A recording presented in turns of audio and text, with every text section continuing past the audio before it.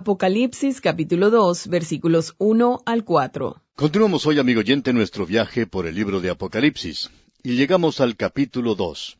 Aquí comienza la segunda división principal de este libro, donde se habla de las cosas que son, cosas relacionadas con la iglesia. Y vamos a ver qué dice cada uno de estos mensajes que comienza aquí con esta carta a la iglesia en Éfeso, y la encontramos en los primeros 7 versículos, una carta que el Señor Jesús envía a esta iglesia. Probablemente no estemos muy familiarizados con la realidad de que en el primero y el segundo siglos, el escribir cartas era una cosa muy común en el Imperio Romano. Había una comunicación abundante a través del Imperio Romano en aquel período, así es que estas 7 cartas del Apocalipsis son muy destacadas por otras razones. Y la más importante es que es una carta directa del Señor Jesucristo a estas iglesias. Por tanto, aquí en el Nuevo Testamento tenemos 2 cartas a los Efesios, la epístola que escribió el apóstol Pablo y ahora la que escribe Juan. El Señor Jesucristo es quien la está enviando por medio de Juan. Fue el erudito Dr. Adolfo Deismann quien hace ya muchos años hizo una distinción entre las cartas y las epístolas que, en realidad, se ha probado como algo artificial y completamente falso. Ahora, estas 7 cartas tenían un alcance bastante amplio y llegaban a multitudes de personas. Usted se da cuenta que estaban dirigidas a un área, y queremos decir algo en cuanto a estas 7 iglesias en general. Estas iglesias eran muy destacadas en aquel día. Y esta área del Imperio Romano era probablemente la parte más importante de todo el Imperio Romano en los primeros 2 siglos y quizá en el tercero. La razón es que aquí es donde se unía el Oriente con el Occidente. Alrededor del año 2000 a.C., hubo una civilización a lo largo de la costa de Asia Menor, como la conocemos hoy, la costa occidental de Turquía, una zona muy hermosa, por cierto. Allí se puede contemplar paisajes muy hermosos, también tierras muy fértiles. Ese era, pues, el corazón mismo de la gran nación etea de épocas antiguas. Para el año 2000 a.C. ya había ciudades que estaban habitadas allí. Éfeso ya había sido habitada para el año 2000 a.C., y también lo era Esmirna, la cual es la moderna Izmir. Pérgamo fue fundada obviamente un poco más tarde. Luego Tiatira y Sardis vinieron más adelante y llegaron a ser grandes ciudades en la época de Alejandro Magno. La civilización de Anatolia se unió a la civilización griega en ese lugar. Y uno siempre puede darse cuenta de la diferencia. Los dioses de la gente de Anatolia, que eran gente más primitiva, esos dioses eran animales, mientras que los dioses de los romanos eran seres humanos. Por supuesto que eran proyectados y hechos de un tamaño mucho más grande. Así es que lo que tenemos aquí son cartas que viajaron a través de esa zona, y el impacto que tuvieron fue tremendo en esa ocasión. Por ejemplo, cuando uno llega a la ciudad de Éfeso, era una ciudad de unos 200,000 habitantes. Era una gran ciudad, y allí había un gran teatro, un teatro al aire libre, un teatro con capacidad para unas 20,000 personas. Era una ciudad hecha de mármol blanco, un lugar muy hermoso. Pablo habló de eso. Ahora nosotros podríamos pensar que el Evangelio no tenía un impacto muy grande en esas ciudades en particular, pero si pensamos eso, estamos completamente equivocados. En realidad, la ciudad de Éfeso hizo tal impacto que a la entrada del puerto había 4 grandes columnas, y allí tenían la cruz. Solo una de esas columnas se mantiene en el presente y tiene la cruz sobre ella. Una de esas columnas era en honor a Mateo, la otra en honor a Marcos, la otra en honor a Lucas y la otra en honor a Juan. Como usted puede ver, después de Pablo y Juan, hubo allí una gran población cristiana en esa zona. Hasta el Dr. Lucas escribe en cuanto a esa zona que en toda Asia, tanto judíos como gentiles habían escuchado el Evangelio, y podría haber habido en esa zona unos 25 millones de personas. Este es el lugar donde pasaba sus vacaciones el emperador romano. Era un buen lugar de vacaciones, y este es el lugar del cual hemos dicho que el oriente es oriente y el occidente es occidente, y donde ambos se juntaron y formaron una gran civilización. Y creemos que este es el lugar donde el apóstol Pablo tuvo su ministerio principal dentro de la ciudad de Éfeso, y de allí salió a todas partes de Asia, según nos dice el Dr. Lucas. Así es que todos oyeron, tanto judíos como griegos. No todos se volvieron a Cristo, pero todos lo oyeron. Este fue probablemente el movimiento más grande, podríamos llamarlo de avivamiento, que haya tenido lugar en la historia de la Iglesia, y tuvo lugar en esa zona en particular. Ahora, la primera iglesia mencionada aquí en Apocalipsis es Éfeso, porque era la más prominente, y representa a la iglesia apostólica, la iglesia en su situación óptima. Dijimos en nuestro programa anterior que íbamos a destacar el formato bien definido y profundo que el Señor Jesucristo utiliza en estas cartas a las 7 iglesias. En primer lugar, vimos que se destacaba a Cristo glorificado. Eso lo consideramos ya en el capítulo 1. Eso fue destacado de la visión en ese capítulo y fue enfatizado al dirigirse a cada iglesia. Y fue enfatizada una cosa en particular para cada iglesia en particular, por supuesto. Ahora, la segunda cosa que se nota mucho es que la carta es dirigida al ángel de cada iglesia. Y como ya hemos indicado, creemos que el ángel era sencillamente un mensajero humano, y nos gustaría decir que era el pastor de cada iglesia. Vamos a mantener esto porque nos gusta mucho que el pastor de la iglesia sea llamado un ángel, ya que se le ha llamado muchas otras cosas. Ahora, la tercera cosa que queremos destacar es que comienza diciendo a cada una, «Conozco tus obras». Y debemos decir aquí que ha habido ciertas cuestiones, es decir, se ha cuestionado un par de estas cartas. Luego, la cuarta cosa es que al principio él da una palabra de encomio y luego una palabra de condenación. Ese es su método. Pensamos que debemos notar algunas excepciones.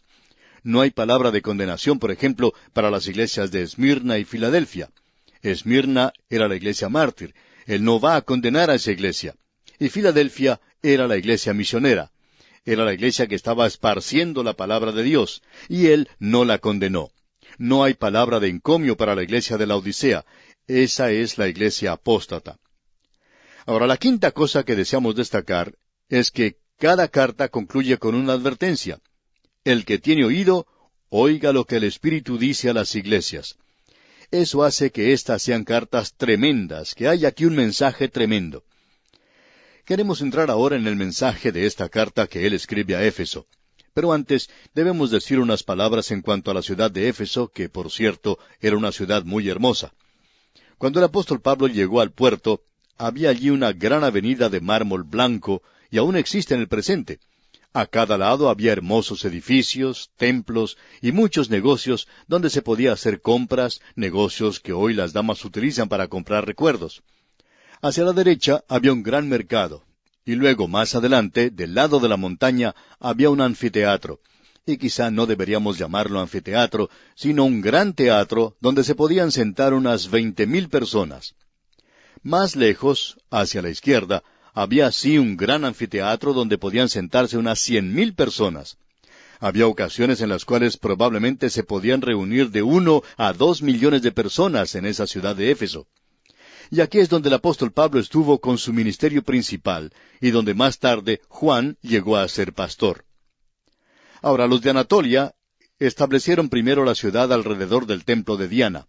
Ellos estaban adorando a Diana de los Efesios.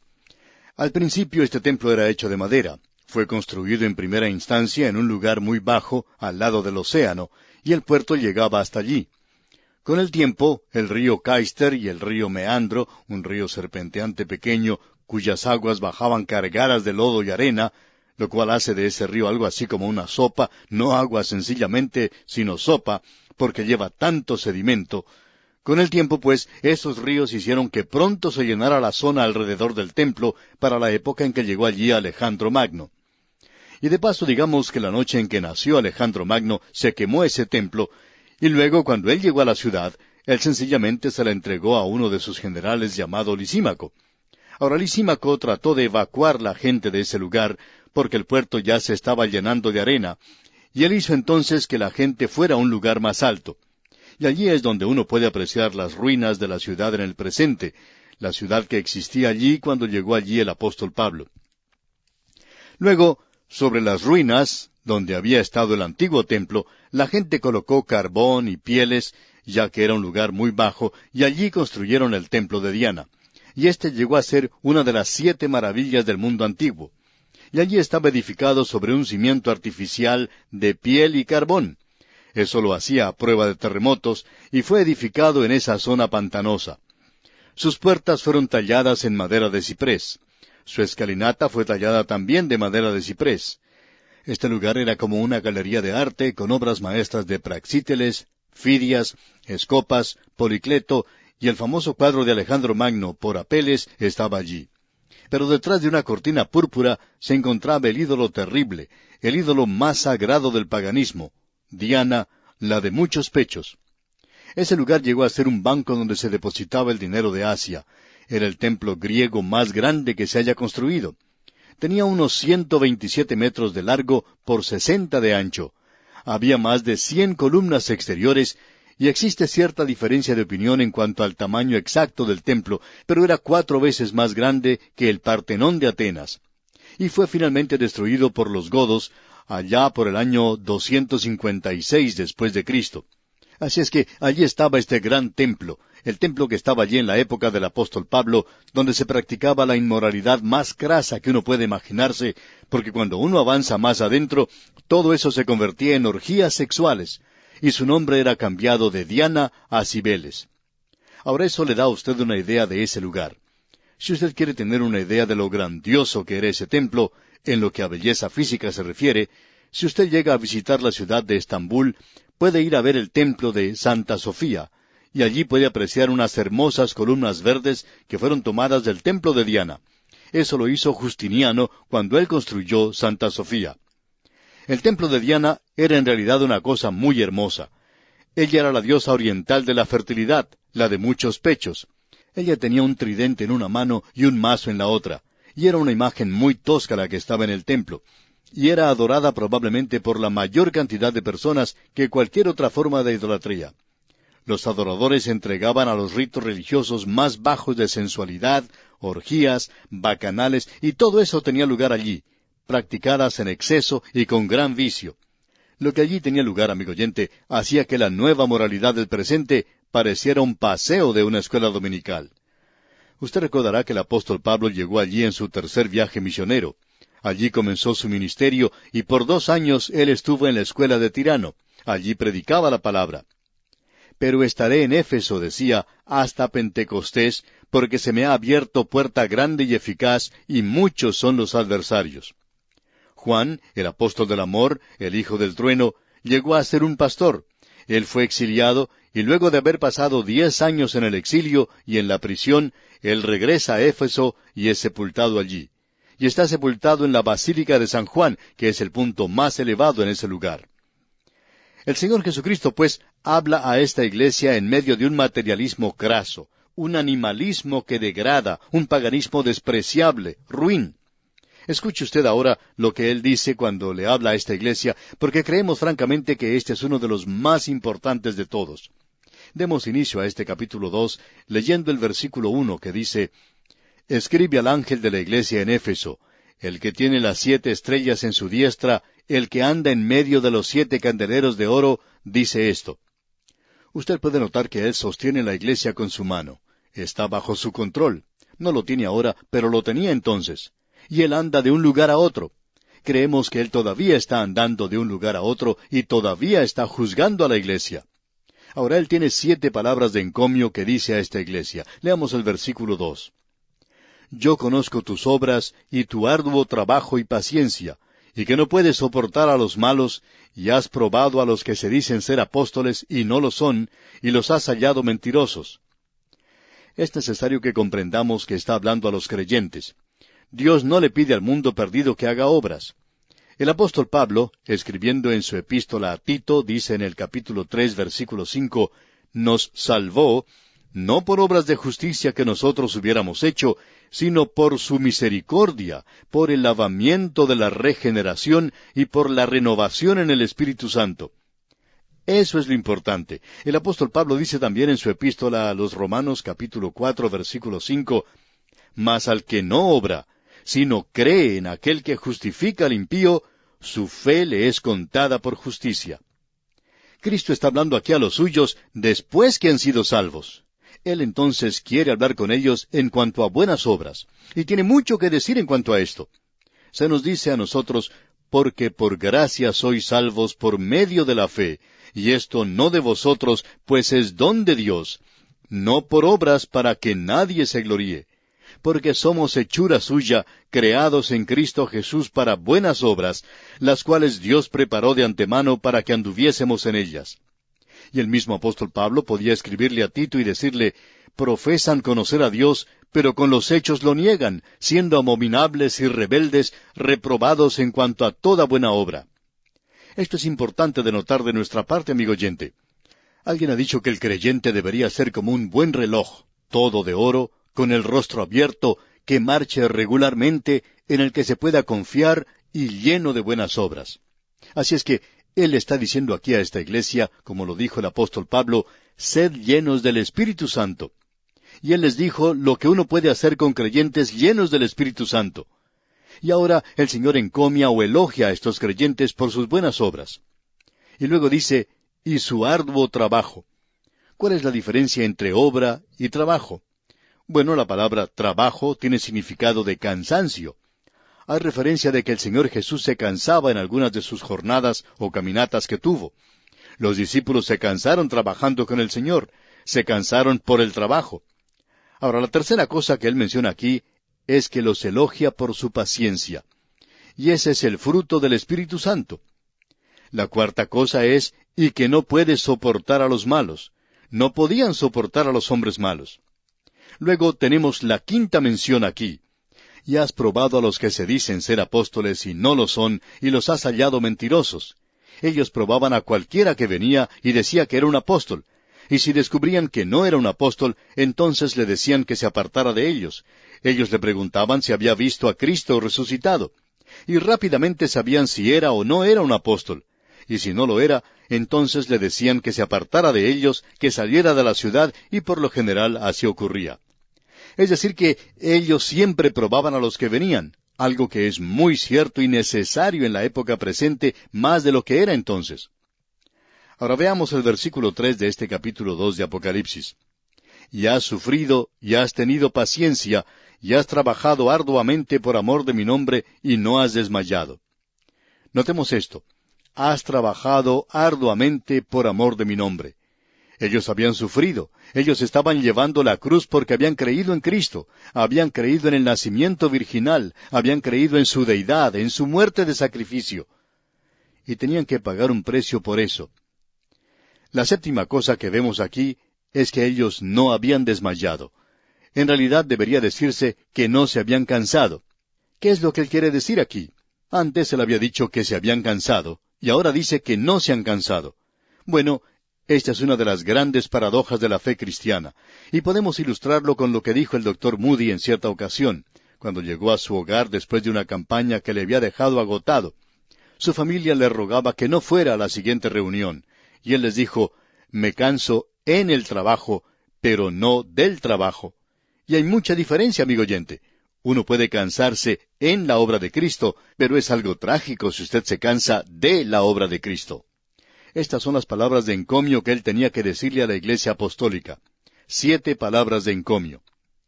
Tenemos ahora una palabra de condenación y la encontramos aquí en el versículo 4 de este capítulo 2 de Apocalipsis. Pero tengo contra ti que has dejado tu primer amor. Y permítanos cambiar un poquito esto que dice aquí para que comprendamos mejor el significado. Pero tengo contra ti que has dejado tu mejor amor. Ahora hay algunos de nosotros que pensamos que el Señor Jesucristo está buscando pecadillos, algo que nos parece frívolo, insignificante. Cuando Él dice aquí que ellos están dejando su mejor amor, quizá nos parezca así a nosotros, pero esto era algo importante entonces, y es muy importante también en el presente. Vamos a ver, Dios mediante, en nuestro próximo programa, por qué es tan importante. Allí es donde se apartó del camino la Iglesia por primera vez, no en la doctrina, sino en su relación personal con el Señor Jesucristo. Veremos esto, pues, Dios mediante, en nuestro próximo programa. Mientras tanto, le sugerimos que lea el resto de este capítulo 2 de Apocalipsis, para que esté mejor preparado para la continuación de este estudio en nuestro próximo programa. Que Dios le bendiga, es nuestra ferviente oración. Apocalipsis capítulo 2, versículos 4 al 7. Continuamos hoy, amigo oyente, recorriendo este libro de Apocalipsis, y regresamos a nuestro estudio en el capítulo 2. Y aquí encontramos las cosas que son, es decir, las cosas que pertenecen a la iglesia. Tenemos aquí 7 cartas del Señor Jesucristo que Él ha enviado a las 7 iglesias que se encontraban en Asia Menor, en lo que hoy se conoce como Turquía, y la mayoría de estas iglesias se encontraban cerca de la costa, aunque una o dos de ellas se encontraban en el interior, probablemente alrededor de 160 kilómetros de la costa. Hay muchas personas que han tenido el privilegio de visitar las ruinas de las 7 iglesias mencionadas aquí, y han mencionado que ha sido una gran experiencia para ellos, porque esto lo lleva a uno más cerca de los días de la Biblia, especialmente del Nuevo Testamento, que aún haciendo un viaje a Israel mismo. Y hay muchas personas, pues, que han hecho esto. Ahora, continuando aquí con nuestro estudio, hemos podido apreciar aquí al Señor Jesucristo cuando Él se dirige a estas iglesias. Él destaca algo de esta gloriosa visión de sí mismo como nuestro gran sumo sacerdote, a quien Juan ha podido ver en la isla de Patmos. Y ahora se le dice que le escriba a la iglesia en Éfeso. Esta es la primera que se menciona aquí. En nuestro programa anterior hablamos de Éfeso. Era una gran ciudad, una de las grandes ciudades de aquella época, y era un gran centro comercial. También era un gran centro religioso. Asimismo, era un gran centro político. Pero esta ciudad era una ciudad costera, aunque no lo es hoy en día. Allí el pequeño río Meandro bajaba cargado de arena y lodo y llenó el puerto de tal manera que el puerto moderno se encuentra a unos 10 kilómetros de donde estaba en los días del templo de Diana, porque en aquel entonces las aguas prácticamente tocaban la base del templo. De hecho, había sido construido en un terreno pantanoso, y luego ese templo se quemó, y Alejandro Magno tuvo a su cargo la construcción del que llegó a ser una de las 7 maravillas del mundo en aquel entonces. Ya lo describimos en nuestro programa anterior, y probablemente fue el centro del paganismo más grande que haya existido en la tierra. El templo griego más grande que se haya construido, 4 veces más grande que el Partenón en Roma. Y por supuesto que era una cosa de gran belleza. Ahora, Pablo tuvo un gran ministerio en ese lugar. El impacto de este ministerio se puede ver en las ruinas de la ciudad a la entrada misma del puerto. Usted recordará que Lisímaco hizo cambiar de ubicación a la ciudad, la hizo pasar a una zona más elevada, y las ruinas que se pueden apreciar allí en el presente son las ruinas de aquella ciudad, la ciudad que Pablo visitó. El puerto había sido cambiado de lugar, y era un puerto bastante pequeño, pero los barcos de aquellos tiempos podían entrar a él. Uno llegaba al puerto y podía caminar por el bulevar del puerto, una avenida bastante ancha, de mármol blanco, que le llevaba a uno directamente a un gran teatro, y a los lados se podía contemplar templos y edificios muy hermosos. Ahora allí se había levantado 4 grandes torres o columnas, 4 grandes monumentos. Uno era en homenaje a Mateo, otro a Marcos, otro a Lucas y uno a Juan. Esto demuestra que el Evangelio había tenido un impacto tremendo en esa zona, y hay otras evidencias de eso, donde lo que antes había sido un templo pagano se había convertido en una iglesia, y la iglesia en Éfeso llegó a ser una iglesia muy prominente. Pablo la fundó, y luego Juan el apóstol llegó a ser su pastor. Vimos en nuestro programa anterior que el Señor tenía 7 palabras de encomio para esta iglesia. Fue la mejor de todas. Representa el período apostólico, diríamos hasta el año 100 después de Cristo, hasta el tiempo de la muerte de Juan. Era la iglesia en su estado óptimo. Nunca más la iglesia ha alcanzado tal nivel espiritual como el que alcanzó esta iglesia. Y él elogió estas cosas porque eran maravillosas. Él siempre tenía palabras de encomio al principio y luego una palabra de condenación. Pero como ya hemos notado, hay 2 excepciones para eso, y la podemos ver cuando consideremos la siguiente iglesia que visitaremos.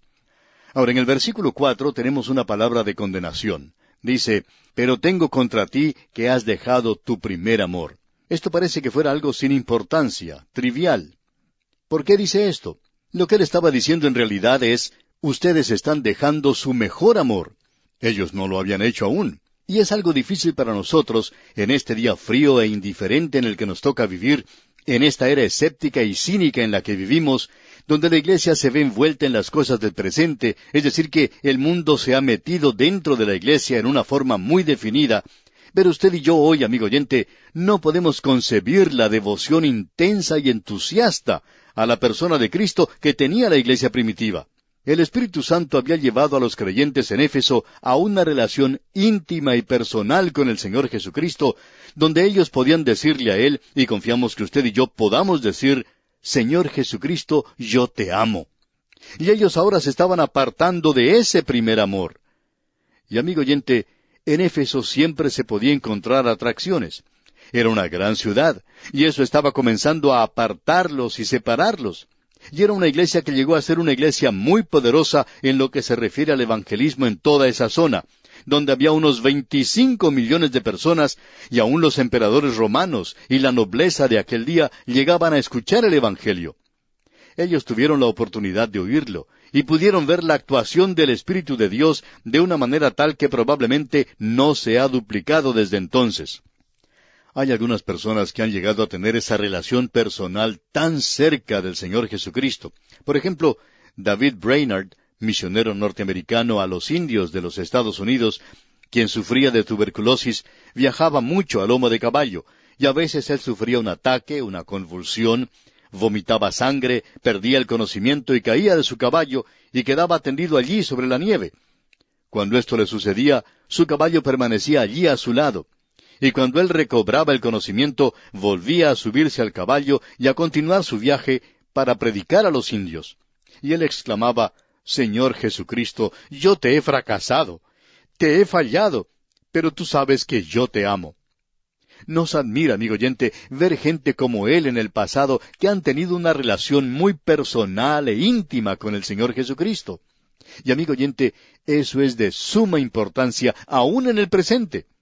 Nosotros no estamos haciendo esto hoy. Es sorprendente y nos llama la atención estos cursillos que toman los creyentes hoy, pero que no llegan a ser de mucha ayuda. Son cosas superficiales nada más. Es como un pequeño sistema legal en el cual uno sigue ciertas reglas, observa ciertas normas psicológicas que le pueden llegar a resolver los problemas a uno. Uno puede llegar a llevarse bien consigo mismo. Y eso es algo sorprendente en sí. Y luego uno puede llevarse bien con sus vecinos, puede llevarse bien con los demás, especialmente con la esposa. Ahora, todas estas cosas son importantes, y hay algunos que tienen estos problemas, y hay muchas personas que piensan que si pueden tener ciertas reglas, que esto les va a resolver ciertas cosas, que va a resolver su vida cristiana. Pero, amigo oyente, permítanos resumirlo en una pregunta. ¿Ama usted al Señor Jesucristo? No interesa cuál sea su sistema, cuál sea la combinación que tenga, cuál sea su programa o cuál sea esa norma que siga. Todas estas cosas llegan a ser completamente nada si usted no ama al Señor. Ahora, si usted le ama, bueno, algunos sistemas son mejores que otros, pero la mayoría de los sistemas van a dar resultado si usted ama al Señor Jesucristo. Y esto hará que su relación del Señor Jesucristo llegue a ser algo hermoso, maravilloso. Se cuenta la historia de dos jovencitas que trabajaban en una fábrica textil. Una de ellas dejó de trabajar para contraer matrimonio. La otra había dejado de trabajar antes, y un día se encontraron en la calle. Había pasado ya mucho tiempo, y una de ellas le preguntó a la otra que se había casado, «¿Cómo te va?» Y ésta le contestó, «Muy bien, ya me casé». Y la otra le preguntó, «¿Estás trabajando todavía?» Y entonces la otra contestó, «No, no estoy trabajando, me he casado». Esta joven, la que se casó, cuando trabajaba en la fábrica textil, siempre estaba observando el reloj, y cuando llegaba la hora de salir, ella dejaba ese lugar apresuradamente. Ese trabajo era bastante duro y a ella no le gustaba. Pero ahora se ha casado. ¿Y está trabajando? Ella dice que ha dejado de trabajar, que se ha casado. Pero, amigo oyente, usted puede apreciar que ahora ella se ha casado, se levanta temprano para preparar el desayuno para su esposo, prepara la comida que él debe llevar a su trabajo, y ella tiene que madrugar para hacer todo esto. Luego se despide de él, y tiene que trabajar todo el día cuidando los dos hijos que tiene. Unos angelitos, son suyos y la mantienen muy ocupada. Luego llega la hora de preparar la cena, y ella se entrega a esa labor. No deja de trabajar. Comienza a preparar la comida. Luego regresa a su esposo por la noche y ella se encuentra a la puerta, le abraza y le dice cuánto le ha extrañado durante ese día. Y amigo oyente, cuando usted regresa a su hogar en horas de la noche, cansado de trabajar, y a la puerta no hay nadie que le reciba, y cuando usted abre la puerta de la casa y por allá de adentro escucha una voz que le dice, ¿eres tú? Pues usted sabe muy bien que se acabó la luna de miel. Pero esta muchacha, ve usted, está enamorada. Ella dice que ya no está trabajando más. Pero ella no deja de trabajar a las 5 de la tarde, sino que tiene que continuar haciéndolo sin horario fijo. Tiene que alimentar a los hijos, ponerlos en la cama, Y son cosas que no son fáciles. Y ella queda bastante cansada y fatigada cuando finalmente puede ir a dormir. Pero esta muchacha no está trabajando, ¿ve usted? Y esa es la diferencia, amigo oyente, el amor. Y amigo oyente, cuando la obra en la iglesia llega a ser una carga pesada, hay algo que anda mal en su relación con Cristo. Pero cuando usted arregla eso, entonces todas las demás cosas se arreglan también. Ahora notemos que él dice aquí que ellos se están apartando del primer amor, del mejor amor, del amor del Señor Jesucristo. ¿Y cuál es la solución? ¿Qué es lo que deben hacer ellos? Bueno, leamos el versículo 5 de este capítulo 2 de Apocalipsis. Y dice, recuerda por tanto de dónde has caído, y arrepiéntete, y haz las primeras obras, pues si no, vendré pronto a ti, y quitaré tu candelero de su lugar, si no te hubieras arrepentido. Recuerda por tanto, dice aquí. La memoria es algo maravilloso. Alguien ha dicho que un recuerdo es algo que Dios nos ha dado para que podamos tener rosas en diciembre. Pero la memoria, amigo oyente, el recordar es algo maravilloso. Alguien ha dicho también que es un lujo que solo un buen hombre puede disfrutar. ¿Recuerda usted, amigo oyente, cuándo se convirtió? ¿Recuerda cuán real era todo esto? ¿Lo que el Señor Jesucristo significaba para usted y ahora ha llegado a ser frío e indiferente? ¿Se ha apartado usted de Él? Recuerde, amigo oyente, dónde estaba usted, y usted puede todavía regresar allí. Y Él dice, arrepiéntete. Y amigo oyente, necesitamos mucho esto hoy. Arrepiéntete. Es necesario que nos libremos de esa caparazón de autosuficiencia que tenemos, de esa corteza de vanidad, de ese escudo de sofisticación, de ese encubrimiento de engreimiento. Debemos librarnos de esa fachada falsa de piedad. Debemos arrepentirnos, debemos ir a Él. Arrepentimiento significa el volvernos a Él, y el arrepentimiento es un mensaje para los creyentes. ¿Cómo se atreve la iglesia de hoy decirle a un hombre incrédulo que se arrepienta? Lo que él necesita es volverse a Cristo, y cuando él se vuelva a Cristo, entonces él se volverá en arrepentimiento, como hicieron los tesalonicenses cuando se apartaron de los ídolos.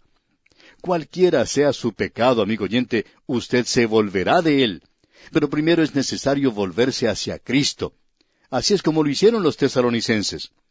Dice Pablo, ¿cómo os convertisteis de los ídolos a Dios para servir al Dios vivo y verdadero y esperar de los cielos a su Hijo?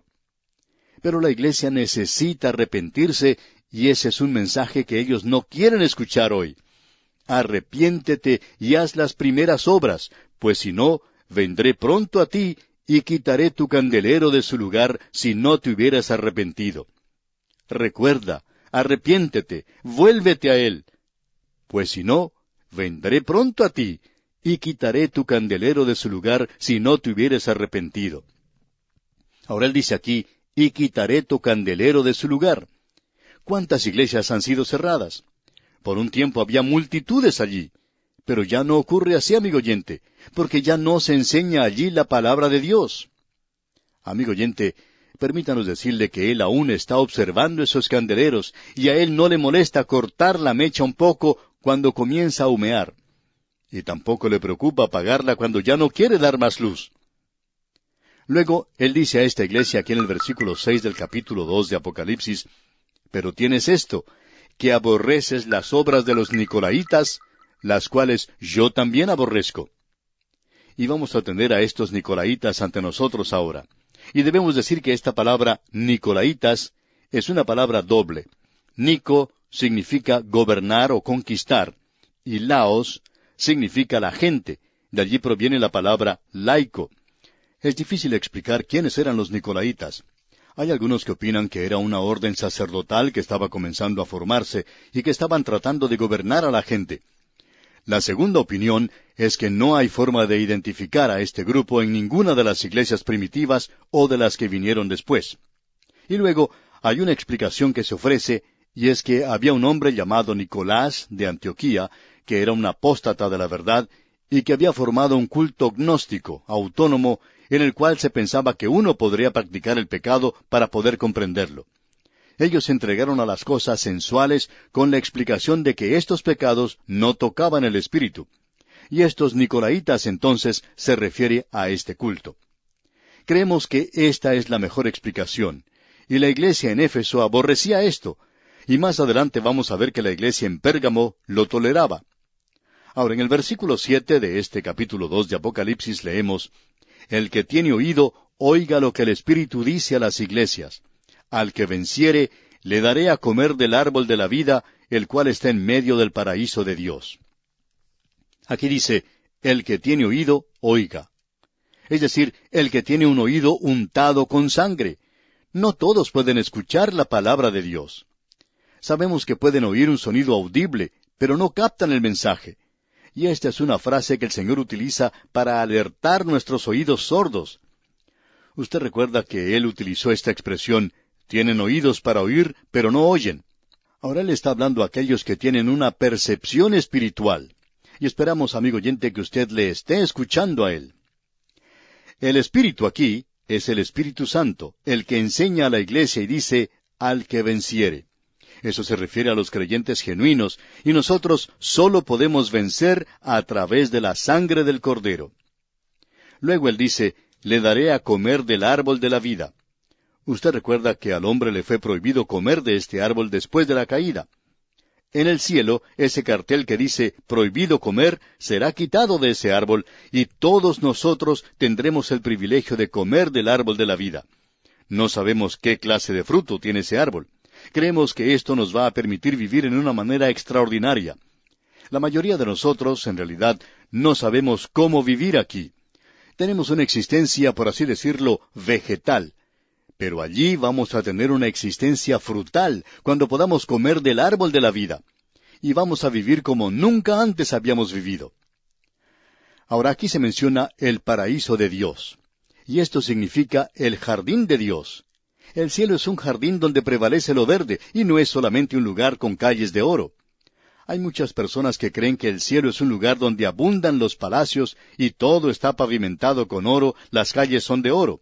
Parece que hacen mucho énfasis en lo metálico. Pero este versículo aquí no enfatiza eso.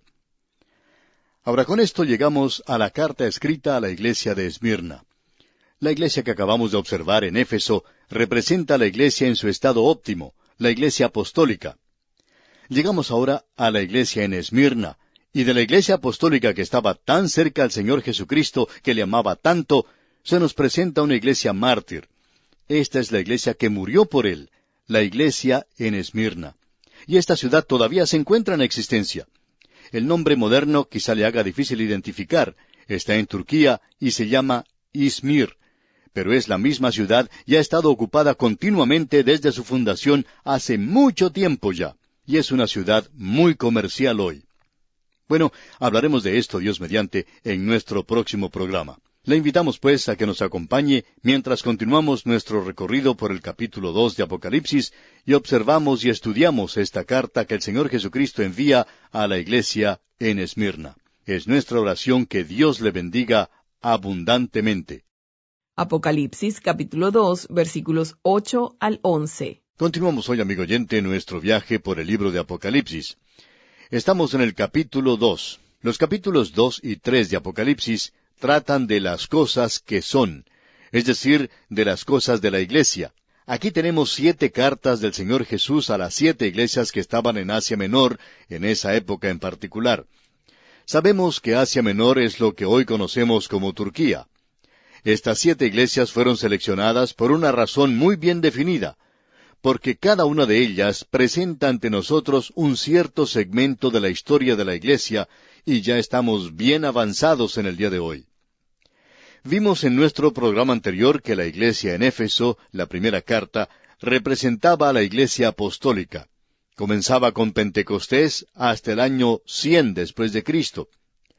Hoy veremos a la iglesia en Esmirna, y esta es la iglesia mártir. Como dijimos en nuestro programa anterior, esta es la que murió por Él.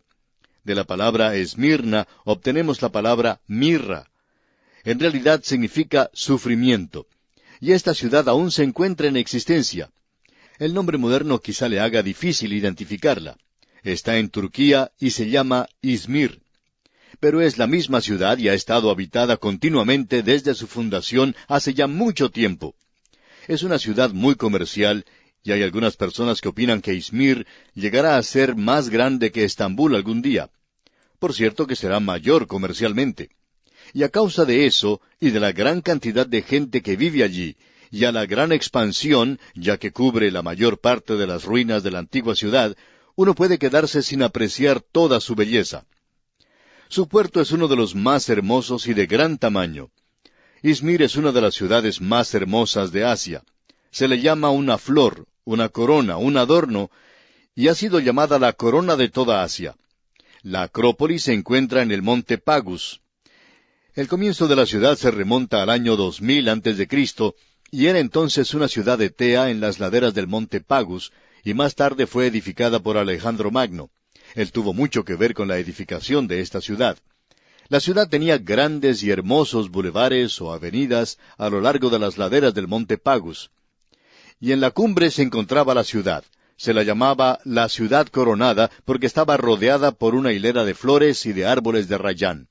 Estaba adornada por hermosos templos y elegantes edificios. Allí se podía ver el templo de Zeus, el templo de Cibeles, que no era otra sino Diana, y un templo de Afrodita y Apolo. Izmir también tenía un teatro y un audium, es decir, un centro musical. Era la cuna de la música, y también había allí un estadio. Y fue en ese estadio que Policarpo, un estudiante del apóstol Juan, y que por supuesto le conocía, que era obispo de Esmirna, fue martirizado allí en ese estadio cuando le quemaron vivo en el año 155 después de Cristo. En la literatura cristiana, Esmirna quiere decir sufrimiento. Al escribir a esta iglesia, San Juan dijo, o mejor, el Señor Jesucristo dijo por medio del apóstol Juan, «Conozco tu tribulación y tu pobreza». Es una de las pocas ciudades antiguas que sigue en existencia en el presente, habiendo sido habitada continuamente desde el mismo principio. Y hay otra iglesia a la cual se dirige el Señor Jesucristo, la iglesia de Filadelfia, que junto con Esmirna son las dos iglesias a las cuales no se dirigió palabras de condenación. Estas son dos iglesias que han tenido una existencia continua. Ninguna otra puede decir lo mismo. Ahora su candelero ha sido cambiado de lugar. Hay muy pocos creyentes en Esmirna. En realidad están escondidos en el presente, ya que no hay ninguno en la ciudad de Éfeso, esa pequeña ciudad musulmana, ciudad turca. Se nos dice que no hay creyentes allí. Ahora en Izmir hay unos cuantos, pero no se dan a conocer abiertamente porque son perseguidos en esa zona aún hoy.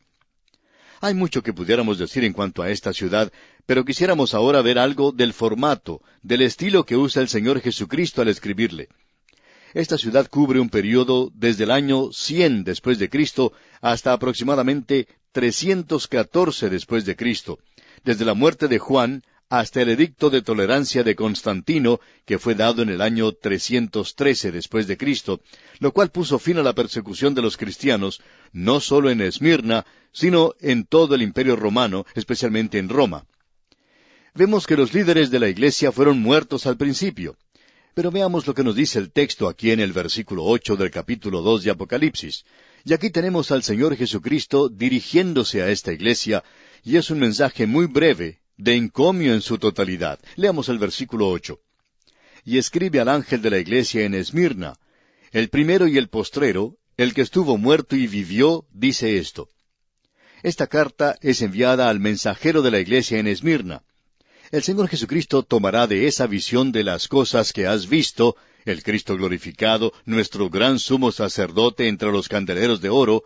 Él tomará una de las descripciones y una de las cosas que se han dicho en cuanto a Él, para dirigirse a cada iglesia. Y creemos que cada una de ellas tiene una referencia particular para la iglesia. Y Él escogió de la visión de sí mismo esto: el primero y el postrero, el que estuvo muerto y vivió. Bueno, el primero y el postrero quiere decir que no hubo nada antes de Él y que no habrá nada después de Él. Él es quien tiene a su cargo la declaración final de todas las cosas. Los creyentes que estaban siendo perseguidos necesitaban saber esto, que Él estaba a cargo de todo y que eso estaba en los planes y propósitos de Dios. Luego Él dice, el que estuvo muerto y vivió. Esto tiene un verdadero mensaje para los mártires. Habla de la muerte y resurrección de Cristo, y su experiencia con la muerte lo identifica con 5 millones de creyentes que fueron martirizados durante ese período. El comentarista Fox dice que hubo 5 millones de personas que murieron como mártires durante ese período. Pero el Señor Jesucristo triunfó sobre la muerte y Él puede salvar hasta más no poder a aquellos que están soportando persecución y martirio. Y ahora Él tiene algo que decirle aquí en los versículos 9 y 10 de este capítulo 2 de Apocalipsis. Dice, «Yo conozco tus obras y tu tribulación y tu pobreza, pero tú eres rico, y la blasfemia de los que se dicen ser judíos y no lo son, sino sinagoga de Satanás. No temas en nada lo que vas a padecer. He aquí, el diablo echará a algunos de vosotros en la cárcel para que seáis probados y tendréis tribulación por 10 días. Sé fiel hasta la muerte, y yo te daré la corona de la vida». Ahora hay 7 cosas aquí que Él dice a esta iglesia, y estas son las cosas que el Señor encomió o elogió en la iglesia. Primero menciona la tribulación. Ahora en los manuscritos no aparecen las palabras tus obras. Si usted quiere incluirlas, está bien. Pero debemos entender bien esto de tribulación que se menciona aquí. Sin duda alguna, no se está refiriendo al período de la gran tribulación, sino más bien a problemas. Y ya que la terrible persecución de la iglesia por el emperador romano no se llama la gran tribulación, por cierto que los pequeños sufrimientos que estamos padeciendo nosotros en el presente tampoco pueden llamarse gran tribulación. Así es que ellos estaban sufriendo por Cristo. Ahora, la segunda cosa por la cual Él los elogia es que nota su falta de posesiones materiales. Amigo oyente, la iglesia primitiva estaba formada en su gran mayoría por las clases pobres. Cuando se convertían los ricos, sus propiedades eran confiscadas a causa de su fe. Y Él dice, pero tú eres rico. Y eso demuestra la clase de bendiciones espirituales. Usted puede notar el contraste que existe entre eso y la iglesia de la Odisea.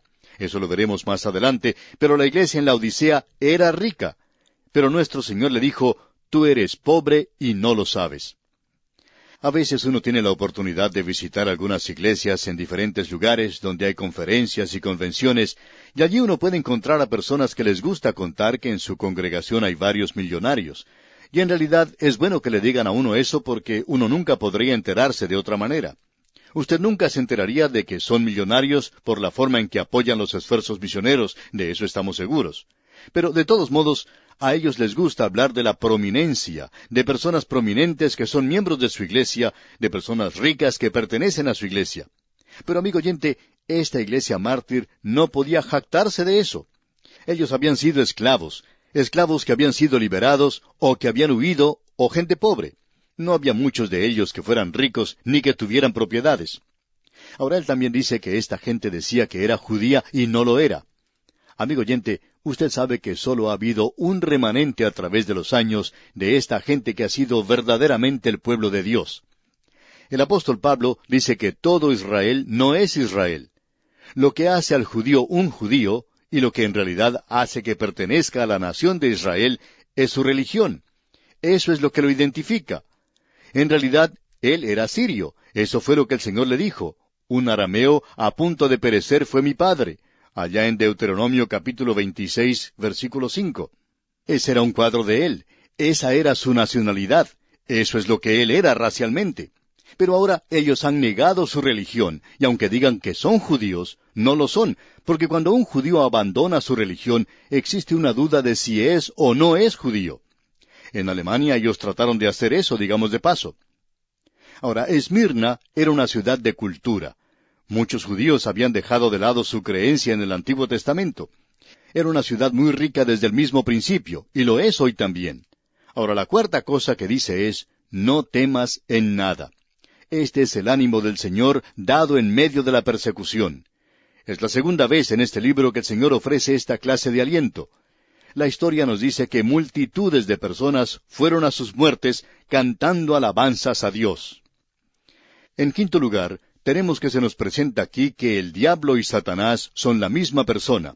Y vamos a observar a esta terrible criatura más adelante, pero Cristo dice que él, o sea Satanás, es responsable por el sufrimiento de los santos.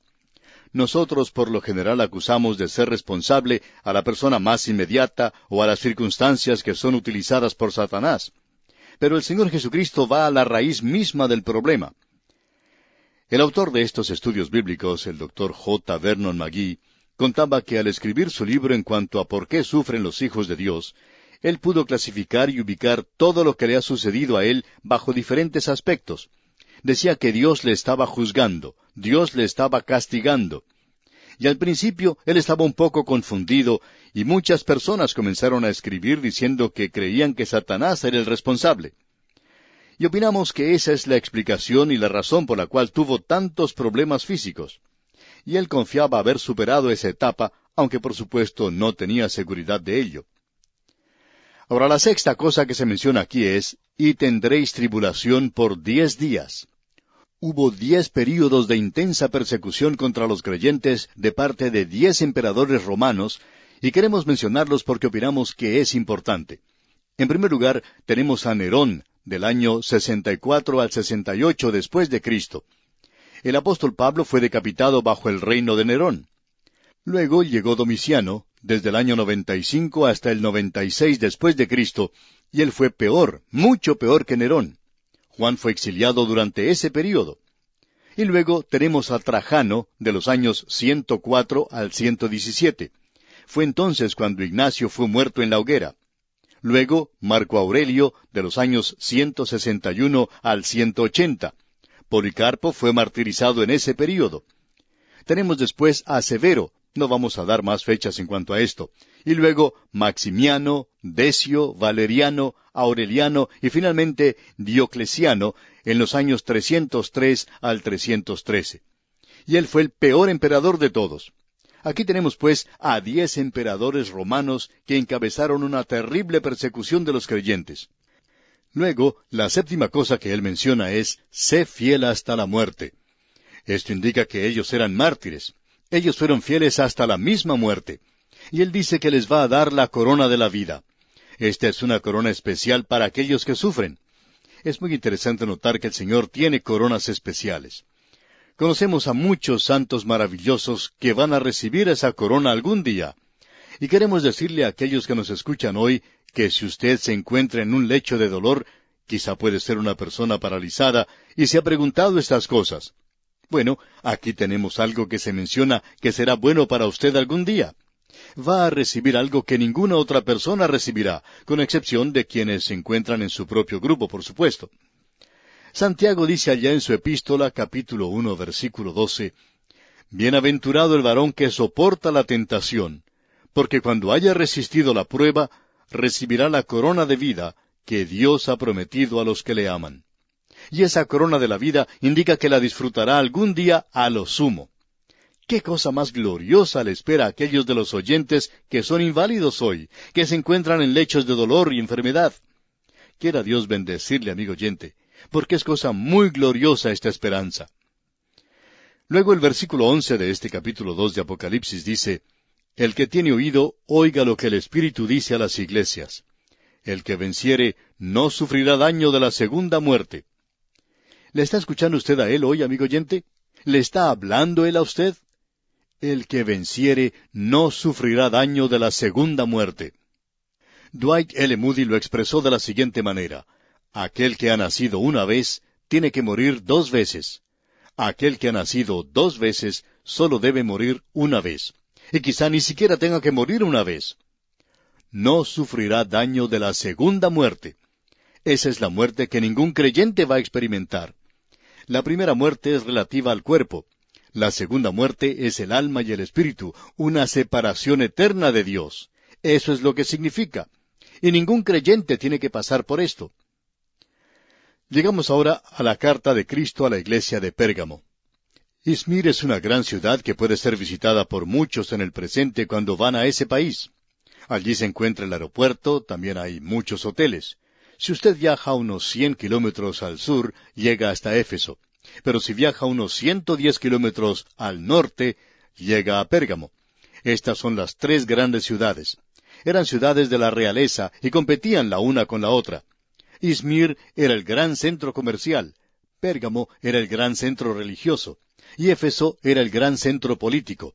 Allí es donde permanecían los emperadores romanos.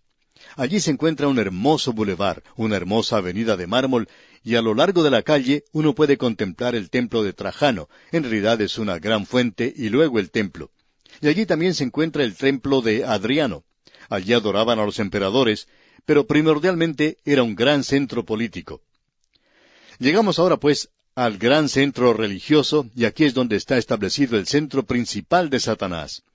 En realidad, este es el lugar más hermoso en esa tierra. Como ya hemos dicho anteriormente, parece que Satanás logra apoderarse de ellos, de los lugares hermosos. Ahora, para concluir, quisiéramos decir lo siguiente. Esa era una ciudad muy bien fortificada. Era la capital del reino de Pérgamo. Era una ciudad real con su acrópolis que dominaba toda la región del valle del Tigris. El río Tigris corría por allí, y en cualquier dirección que uno mirara, en cualquier lado, allí uno podía observar uno de los valles más hermosos que se haya podido ver. Y Pérgamo era el centro de lo malo, debido a sus muchos templos paganos. Los templos de Atenea, Deméter, Hera, Dionisio, Esculapio, dios de la medicina, y el gran altar de Zeus están allí como un trono en la cima de la Acrópolis. Juan le dice a esta iglesia en Pérgamo que allí es donde está el trono de Satanás. Y vamos a ver en la próxima oportunidad, Dios mediante, por qué estaba allí. Sir William Ramsay dice, era una ciudad que merecía el nombre de ciudad real en la cima de la montaña, una gran ciudad. Vamos a ver esto, Dios mediante, en nuestro próximo programa. Le invitamos, pues, a que nos acompañe. Mientras tanto, le sugerimos que usted lea los próximos versículos, del versículo 12 hasta el versículo 17, que contienen el mensaje del Señor Jesucristo a la iglesia en Pérgamo, y se familiarice con su contenido.